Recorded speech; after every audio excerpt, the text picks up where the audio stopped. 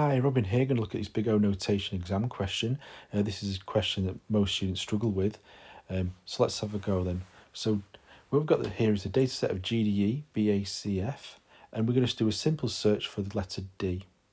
What we need to do is explain why a linear search has a smaller time complexity than a binary search using this data, and even if the data set was to grow significantly, and also we need to discuss the situations in which this may not be the case. So let's have a go at doing that. So if we're searching for D with this current data set, the data set is unsorted, but that doesn't matter for a linear search because all we would need to do is look at the first piece of data, so the G, that's not a match, and then we look at the second one, which is a D, therefore with the comparisons is there, and that's all it's taken is two comparisons.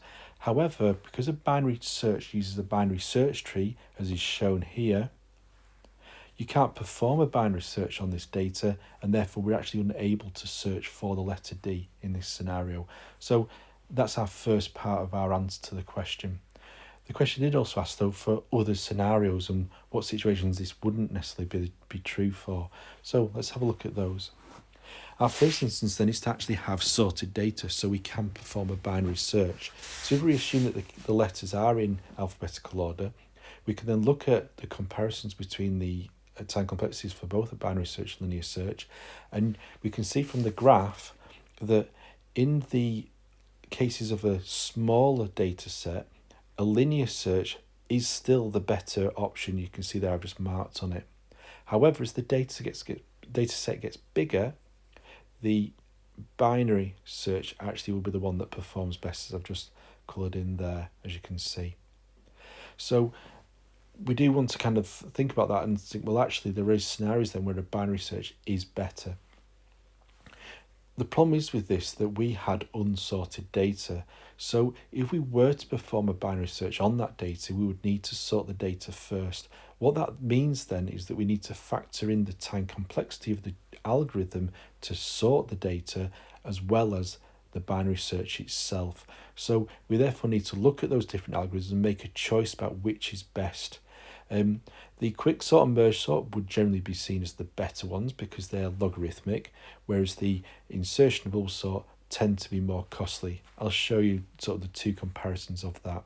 If we were to look at a quick sort first, as you can see from this graph here, we're actually going to add the log n of the binary search to the quick sort's n log n, and that will give us O log n plus n log n.